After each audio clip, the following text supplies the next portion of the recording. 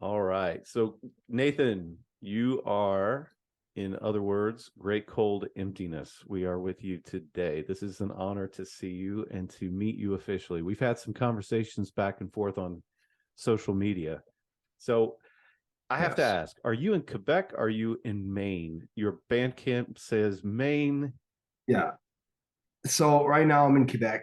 I'm in Montreal for the moment. But yeah, so Great Cold Emptiness was officially formed in St. Agatha, Maine, which is where my family is from.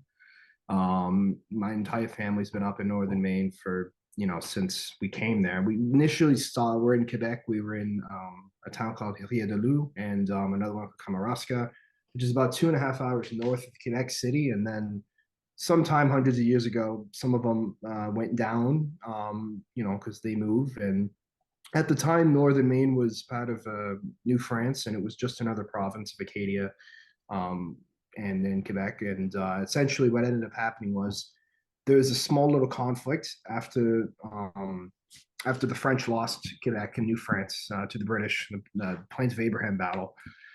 And essentially, my family just so happened to be on the American side of the border when they were determining when the border was going to be. They were going to decide, like, the Americans wanted it to go all the way up to the Fleuve, up to the St. Lawrence River, and the British wanted sea access. And they wanted Maine to go all the way down to the ocean. But they chose right in the middle, and my family happened to be on the other side.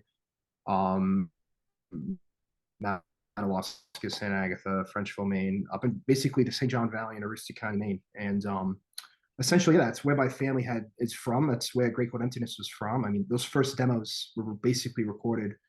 Um, I was like 15 on like a laptop. We were up there, and I was staying by the lake. It was a place called Long Lake, and I was just making those demos just out of nothing up there. Despite though having gone to high school in a suburb of Boston. Basically, I traveled a bit after, and then was going to high school there around Boston, and then essentially afterwards, after I graduated, I moved back up to Quebec, and I've been here ever since. Wow. Yeah, I I can just hear keep a this. I can hear a Boston accent. I can Yeah, yeah, I have. It comes out sometimes. Yeah, but I keep the St. Agatha Maine on Bandcamp partly because, like, I don't know, it adds to that mystique. There's already a lot of people here in Quebec, like bands and everything, and I like to have. It's still St. Agatha. It's like I get to be the only band from St. Agatha, basically. This tiny town of 700 people. You don't consider that lying? It's not lying. It's where it started. I just haven't technically updated it. But although I could update it, I mean, but now it's like Megan does the vocals. Megan lives in Michigan, and Preston, the other guy, does bass and some of the guitars, and he lives in London, Ontario. So it's at this point I'm like, well, it's really all over at this. I might as well just leave it St. Agatha. Yeah. No, that's cool. Good backstory. I'm glad to have that. That's Yeah, I great. see I see your pictures on Instagram. You are, like me, a coffee addict, Yes. and that's one reason I listen to your music. Yeah, Coffee. exactly. It Yeah. used to be like I would post a lot more into craft beer and all that. And sure, I'm still into craft beer and all that, but my cat might also move in around. But I was like really into craft beer, but now I've been really delving into coffee and all of that. I try to I'm kind of insufferable in that sense. Anything I get interested in, I always want to like do it to the nth degree. So coffee right now is like my big thing with like weird different espressos, and I only drink espresso really. Man after my own heart. This is Yeah. So good start here so far. awesome. So, all right. So first of all, I gotta say, Immaculate Hearts Will Triumph, your new album. Yes. I love it. I am in love with that album. I have listened to it time and time and time again, and my favorite track on the album is the "With Friends Like These." Wow. That's my favorite. It's because if anybody here watching has read the review that I did, I call that song out because there is something unique about how you pick up the pace. It's fast, but then it slows down. There's this synth kind of atmosphere. It's almost like two songs in one, if not three. And there's something interesting about that to me. I love that about a lot of the black metal bands that I listen to, or black gaze bands specifically. I'm very into atmospheric black metal more than anything. And I think that's what you do so well, is you're able to piece together a, I guess you could say in a way, a quilt of your own music with different pieces, and they fit somehow. And you're good at doing that. Thank you. Yeah, I'm surprised that that's somebody's favorite. I mean, just because like if you want to look at the album, like I assumed it was either going to be like the third track, which is the She Sang of Hyperborea, or the Patron Saint of Whale Watching, just because they're longer and they're more they're kind of more all over the place. And I always figured like with friends like these is going to have somewhat of a division to it, which is basically what had ended up happening. Was it's like I remember like because it's at the very end of the album when the live stream was going up for the album. I think like Black Metal Production or Black Metal Albums or one of the YouTube channels was posting about it, and I was waiting like, where what are people's reactions going to be when everything drops? And it's like, it's funny because I teased like a lot of the synth stuff, just not to that degree on like other albums, like the one that came before this, like the Death Gifted a Bouquet. It had like there's a song on the third one, which is Little Deer, has like a random section in that as well, and I've always liked messing with synths because I am like a piano and synth player, like first and foremost. And Great Cold Emptiness tries to incorporate this very much so, as opposed to guitars.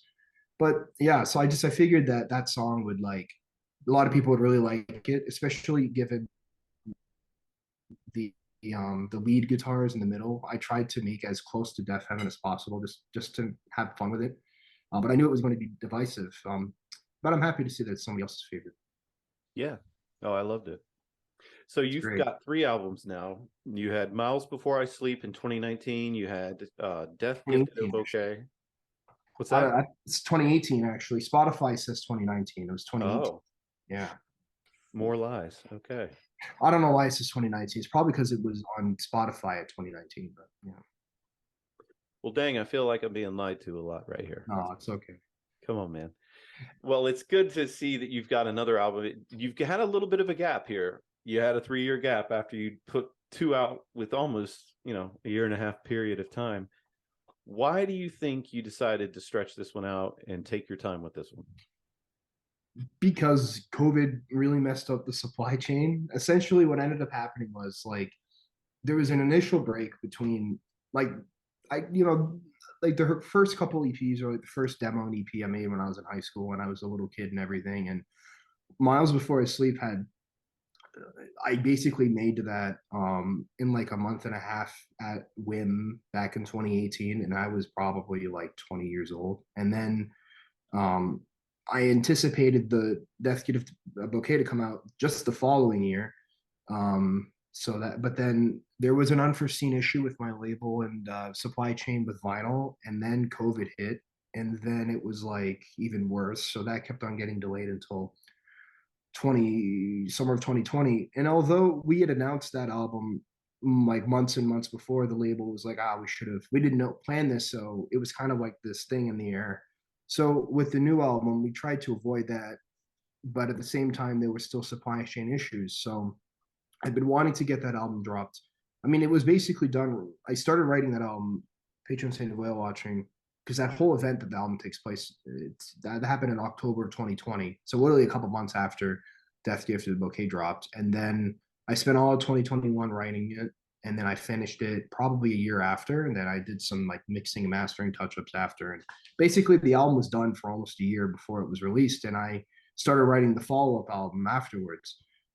But mostly the delay was just because of supply chain issues. And in fact, I didn't know the release date until a month before it dropped. So my label wanted everything initially to be dropped at one time, but then they're like, oh, well, it's okay. We can have the album dropped separately. So digital first and then pre-orders for CD and then vinyl, which I was like, okay. But I was basically, the album came out January 9th on digital, and I knew the day of the release, December 9th. And it was like, oh, this is it. This is what we're doing. Cool. Well, Yeah. you're still with Flowing Downward, right? Yes. How's that been? It's great. I mean, I love Andrea, the owner. He's really excellent. and he's hired a few other people that I've also spoken with, who helped a lot with marketing. And yes, as the label gets bigger, um, I really I want people to support them a lot, because the vinyl situation right now is very tough. And um, like initially we were gonna have vinyl for Death Gifted Bouquet, but then the album was just too long. And though they promised a double album, like the costs are just ridiculous right now, so we couldn't have done it. Which is one of the reasons why the new album is so short relative to the others, is because I wanted it to be on vinyl very badly. So I think that Flowing Downward is great in that sense. They have a clear roster of artists who all sort of have this synthier, dreamier black gaze kind of feel, which I really do appreciate. Yeah. I like it's becoming this like trend that it's great. Like I think that everybody should be supporting Flowing Downward, although they are just usually through buying only Sadness records, but there's a bunch of other artists on there too. Well, I'm also a big Vials of Wrath fan, and Yeah, I talked to Dempsey a lot. yeah, Dempsey's How I great. met you actually, I think, was through him. Dempsey is awesome, and maybe I'm wrong. You can correct me. Is Abstract Void Flowing Downward? Yes, yeah, it's the same guy from Sky Forest. It's Bogdan. I've known him for a long time. It's funny, like a lot of these bands, like Sadness. I've known Damien for a long time. Bogdan as well. Like a lot of these people, because I had another project that I had been doing for like a while. It was like a perfect day, and essentially, if I want to toot my own horn a little, like once Black Gaze was really starting, like the beginning of the 2010s, although I was probably like 12 or 13, and was already listening to Alcest and like EDM and like electronica, and I've always wanted to merge the two together. So even at the beginning of the genre's heyday, I was doing it, just not to the extent that I am now. It's just at that point I was kind of already in that scene. It's just um I had taken that big break once I had moved to Quebec, and then at that moment, like Sadness blew up, and like a lot of these other artists blew up, and then it was like, oh, I got to play catch up now. Well, I think that's where I got into this music. To be truthful, I'm from the era of I grew up loving Depeche Mode and Mm. New Order and new wave stuff. So black metal was something that came along. I'm 39 and I picked up on it not too long ago. This is a new thing for me. Wow. Not like in the last year, but it's new enough. And I started listening to it and found these artists like Abstract Void, for example. As a fan of synth stuff, it was like, wow, this is cool. And then listening to you, my friend in Day Graves, Vials of Wrath, other people, it was one of those things that really opened my eyes to what black metal could be. Now, I do not mind traditional black metal if we're talking about, I mean, I wouldn't even call it traditional black metal. Wada or Garea or somebody like that. I love those bands. They're great. I wouldn't say I don't listen to Dark Throne per se, Oh, but that's not my thing. yeah. But what you're saying, Flowing Downward is doing, I've been picking up on that as a fan because that's what I like. I like listening to this kind of stuff. So I'm impressed by what you've been doing. I'm impressed by what they've been doing. Have you heard It Lurks?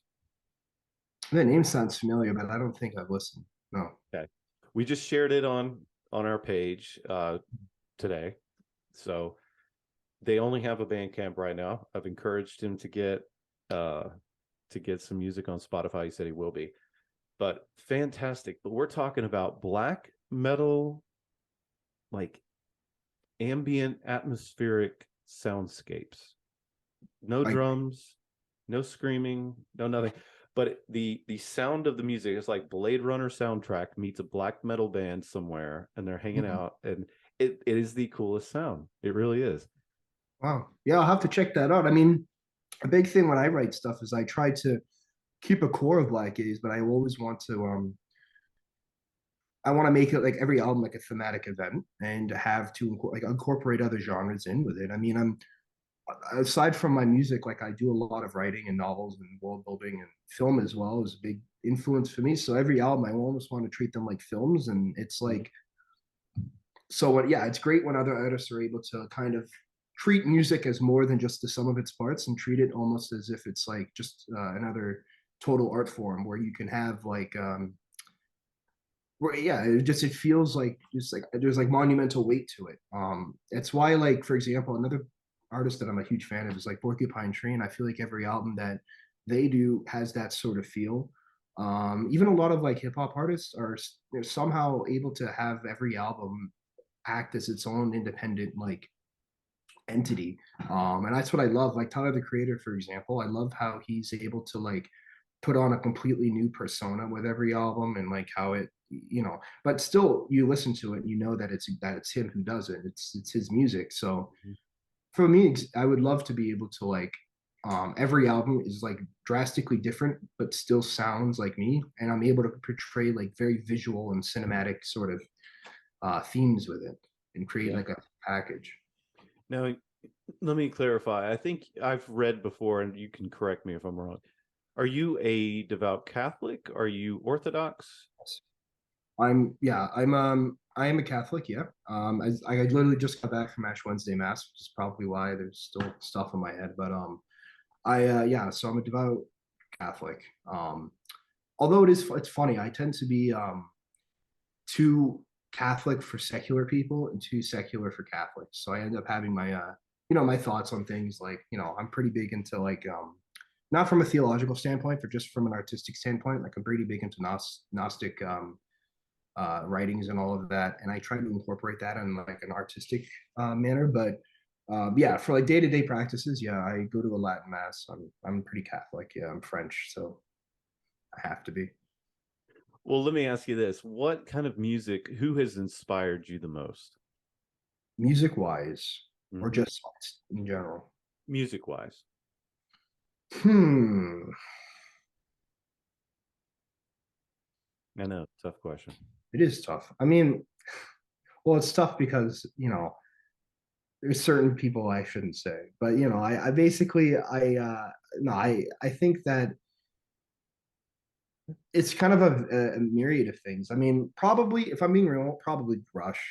I mean, Rush is my all-time favorite band, and they're another band that kind of has that mentality of keeping every album as like as a unit, as like a have has weight to it. Like every Rush album has like that feel. It has like that sound. You know exactly where they were when they made it. Like their hairstyles are different and everything about it. And that's what I love. And from a very very young age, I was listening to Rush. It was one of my first concerts. That and like Iron Maiden and um it I'm the biggest Rush fan on the face of the earth. So I would just say like that collective unit Yeah. is what I need to have an interest in music in general. Yeah. um, Talking specifically though about black metal, I remember being like 12 years old, and I'd only really known Rush and like Iron Maiden and stuff, and I was a young kid, probably younger than 12. I was probably like 11, and I remember being in like my middle school library, which had a periodical like magazine section, and they had Guitar World there. And I opened up Guitar World, and I think it was in 2010, and my first introduction to black metal was because Varg got released from prison, and it was an entire article, like huge section on Varg, and it was like from a young kid, you're reading it, and you're like, wow, this is interesting because it's not metal that's based off of like Iron Maiden. It's like you guys talking about classical and like Tchaikovsky and paganism and whatever, and it was like from a young kid, it's like wow, this is totally different. So I remember that being another interesting moment, especially because I was always into synths and just listening to a lot of his ambient stuff. And it was like, wow, this is like, interesting. And that's why I love like dungeon synth and all of that stuff. And that led me down the rabbit hole that became black metal too. But I would say that, yeah, that was also very influential. Do you consider you brought up something interesting? Hmm. So as a guy who's only listened to black metal genres, I guess you could call it, the past 3 years, I'm still learning the history Okay. of it, still learning the whole thing. It's one of many styles of music that I love. But what I've noticed about it, in contrast to metalcore or any other metal genre, I've noticed that it seems to have, as you said, a classical feel to it. Not obviously, it's not Mozart, but there's something to it that seems more technical. It seems a little more composed. It's not just verse, chorus, bridge, chorus, end. Is that how you feel as an artist, or am I misinterpreting that? Well, I understand. I think like I know what you mean. I think the term I shouldn't have used classical. I should have used just in general like romantic, and not in the sense of love, but more of just an artistic movement of romanticism, which I think black metal goes very well with. Mm-hmm. Um, and it does have that sort of feel, which I think is interesting that you bring that up too, because when I compose music, I don't really think about the structure at all. I just, for me, melody is such an important thing, and in all of my music, I try to have a very distinct melody, a very distinct like punch to it all, and um, for me, like yeah, so I don't think much of structure, and nor do I want to like emulate classical, but I do look at other art forms, and I do try to incorporate a lot of the themes within that. Especially romanticism is important. I mean, that's I think what black metal is. It's very closely tied with that, and it's funny because, like I said, I got a guy who made a half an hour video in Spanish saying that I was like a poser, not a poser, but like a fraud and like pretentious because, and I thought it was funny because like he was comparing me to like Panopticon, and he was saying like Panopticon was better at expressing personal development than I was because I wrote an album about hanging out with the boys. And somehow that's not very authentic to the black metal experience or to, I guess, personal development. So, one of the things that I find funny with romanticism is that despite black metal parading itself on this concept of like individualism and like unfettered expression of passion, I find it funny that there almost seems to be a veil that has to be placed in order for it to be taken seriously. And a lot of times, black metal seems to have this it would be a pagan undertone, or it has to have this natural overtone, or it has to be like nature worship, or I mean that's all nice, but I feel like especially with modern black metal and my stuff is I'm not afraid of my own self. I'm very much uncomfortable with like my own mind that I love. I know what I'm doing, and I'm very happy with who I Yeah. am and what I'm doing. So I find that my art, in fact, my art I find is better because if I can express myself without any sort of barrier or like filter, which is why the first two albums, despite them, I still have good feelings for them because they were written at a point in time and I can look back at them like, fondly, but I don't feel that level of connection because I put a filters on. I'm, like the Miles Before I Sleep has like a, it's got this grandiose, thematic about a man searching for wisdom. And then like the second one, despite it being very personal, I sort of made it a concept album that wasn't really, I should have just made the album about me and been okay with writing lyrics about personal events instead of kind of drawing it out as some um facade, or not a facade, but like a veil over my own emotions. So I figured like the new album, I want to put myself out there, like literally I'm on the front cover. I want to like I want to embrace that kind of singer songwriter feel where it's like you can kind of just display your own self as the art form.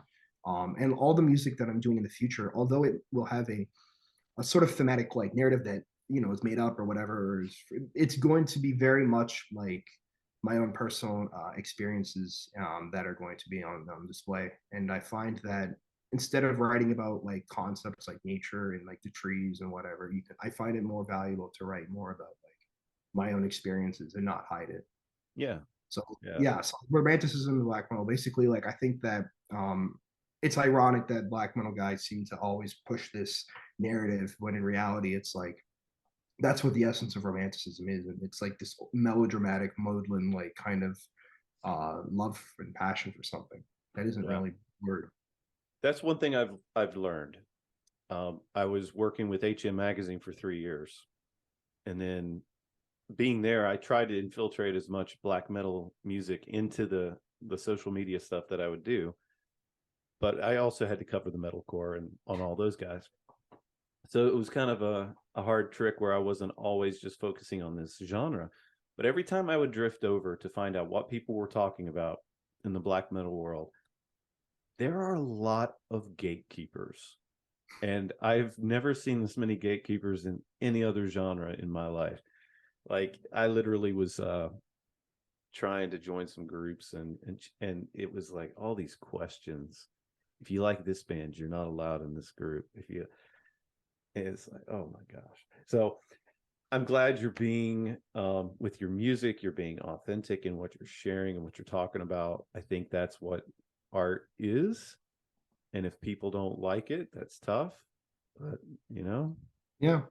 I've learned that, the hard way. I mean, it's just what it is. I mean, I'm happy with who I am. And one second, just because she's around and because I think people would appreciate it. But my yeah, cat normally sits right here, oh but yeah, he decided to skip out on this interview. So my cat's like always eternally looks angry, but she's very happy. But yeah, so with metal and stuff, like I know what you mean with the whole gatekeeping and stuff, which is why I tend to almost want to go the complete opposite. It's like, well, I'm gonna put a cross on the cover, yeah. or I'm gonna like the new album I'm writing is gonna be like there's more synths to it, there's more dance influence, despite the fact that there's also going to be a lot more heavier moments. So it's like I want to have that give and take where it's like, oh, you don't like the optimism of the new album? Well, I'm gonna write an album that's pretty depressing, but you're also gonna get more synths and more dance, and you're gonna have to deal with that. And it's like that's what I like, and I want to kind of I want to do what like Tyler the Creator and stuff does is like they kind of put like a persona on for every album, and they kind of it's almost theatrical in that sense. So that's what I really like, and I kind of want to do that for every album I do. Is like it's like a moment in time. Are you thinking about breaking out like a Saturday Night Fever dress out look and then put on some corpse paint, make Oh, it that would like be funny. a mashup? My biggest like I don't think I'll do it, but if I ever do, my funniest thing that I would do is like I would make a song that would be like fourth single, so it would be catchier than normal, and then I would kind of make it like a TikTok video or something. And I was thinking about like how funny it would be to have like people dancing, but then they would have like Burzum shirts or like a Peste Noir shirts or whatever, and you would have like with the music. I think that would be pretty funny to do. And it makes me think because it's like I don't know what the future of Great Cold Emptiness is. I mean, I do and I don't because although I have a lot of these ideas and whatnot, it's almost like should I just put them onto a new project or should I kind of just throw it all under one? And it's like I just would like to be able to be. I kind of want to do what Sadness does in that sense is release whenever he wants. And for me, I always feel like the one thing about being signed with anything is you kind of have to maintain that schedule. And it's like I kind of just want to release whenever I want to release, and then maybe do printed vinyl and whatever afterwards. But um, yeah, but that's to say with the future. It's like I have almost the next album done, at least writing wise. I mean, it's going to be very long. It's most likely like 75 minutes, So which is it's like not a okay, well, vinyl. I do, but that doesn't mean that album gets released right away. Maybe I do Yeah. something else, and then it's just, it depends. It's like I would want to be able to have this on vinyl, and at the same time, I would want to be able to have the instruments that I want on it, and to because like I'm very closely tied with universities, and like if I wanted, I could probably pull like okay, I can get like a choir, or I can get like some strings, or I can get whatever I want. But it's just time and I want a real drummer, and I have somebody who is very well known in black metal who might be doing drums, but I'd have to pay and deal with all of that. So it's slow, but it's how it is. Well, last question, and then Sure. our time is up here. This is the most important question. I saved it to the end. Since you have your French Canadian roots, do French Canadians like chocolate eclairs? People in Quebec, yeah, I would say they do because it's people in Quebec they're very antagonistic towards Parisians. They kind of want their to be separate from them. However, there is one thing that pisses all of us off, and it's when people say poutine instead of poutine.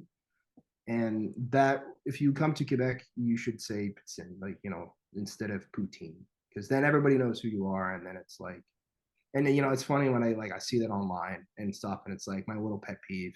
So, we don't care about chocolate eclairs. People eat that here, but say poutine. Yeah, good to know. Yeah. Here in Charlotte, we have a French bakery that's pretty popular. and they have the best eclairs. And I always look at them and I'm thinking, do people like these in France and in Quebec, or is it just an American thing that we've taught ourselves that French people like? So I see what you mean. Yeah. I love them. So anyway, it was an honor speaking with you. Thank you for joining us, and I will definitely have you on again. I'd love to have more conversation, especially when your new album comes out. Yeah. Hopefully that comes out sooner rather than later. Especially because I don't want to wait till vinyl or anything. I kind of just, when it's done, it's done. I'll just drop it. Well, thanks for joining. Thank you for having me.